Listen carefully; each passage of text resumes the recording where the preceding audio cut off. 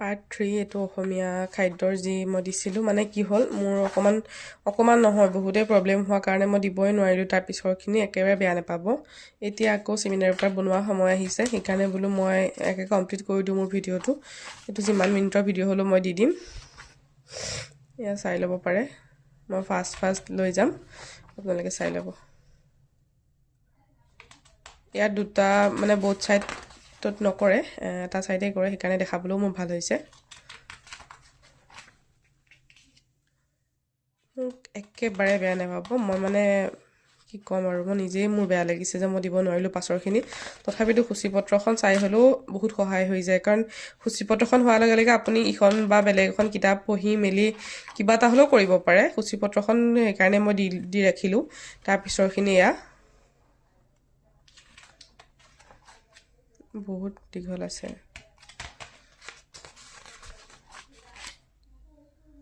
video' post কৰি লিখিব লাগিব দেই আপোনালোকে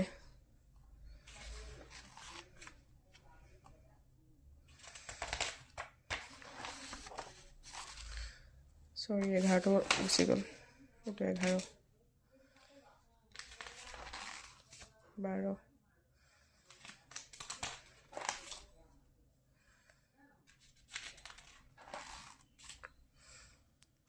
আৰু প্ৰেজেন্টেশনৰ মই এটা কৈ দিওঁ প্ৰেজেন্টেশনত আপোনাৰ বেলেগ নুখুধে আপুনি এইখনত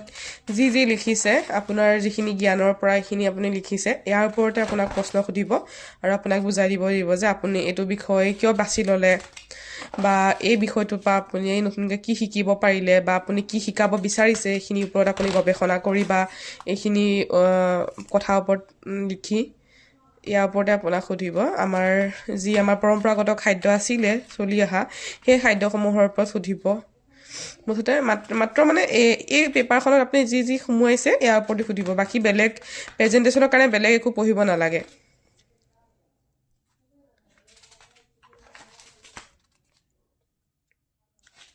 ঔষধি গুণ সুধিব পাৰে আমাৰ অসমীয়া খাদ্যৰ যিবিলাক ঔষধি গুণ আছে সেই ঔষধি গুণখিনি এবাৰ ভালকৈ আপোনালোকে চাই ল'ব সেইখিনিৰ ওপৰত খুবেই প্ৰশ্ন সোধা দেখা যায় আমাৰ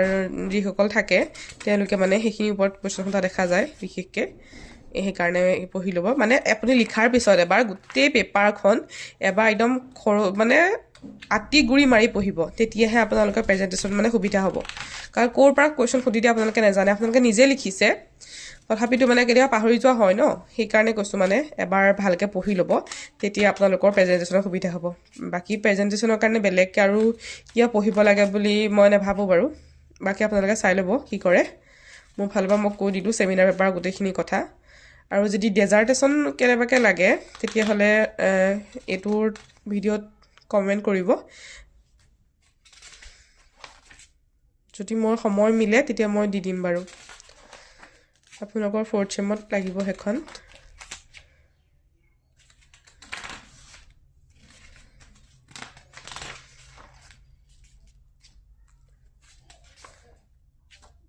আৰু ডিটিপিটোত আপোনালোকৰ যোনখন তাত গাইডলাইন দিব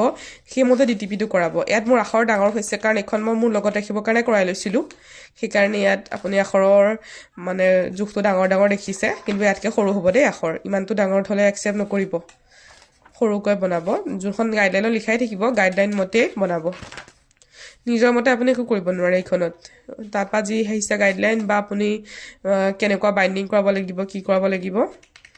সকলোখিনি লিখাই থাকে গাইডলাইনত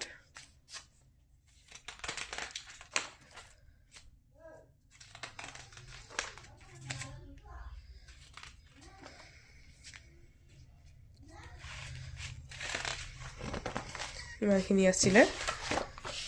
আৰু যদি ভিডিঅ'টো আপোনালোকে উপকাৰিতা বুলি ভাবিছে তেতিয়াহ'লে নিশ্চয় লাইক কমেণ্ট শ্বেয়াৰ কৰিব আৰু ছাবস্ক্ৰাইব কৰি দিব আৰু কমেণ্ট কৰিব যদি কিবা নেক্সট মানে কিবা সহায় লাগে মই যদি মোৰ সময় হয় তেতিয়া মই নিশ্চয় আপোনালোকক সহায় কৰিবলৈ মোৰ ফালৰ পৰা মই সম্পূৰ্ণ চেষ্টা কৰিম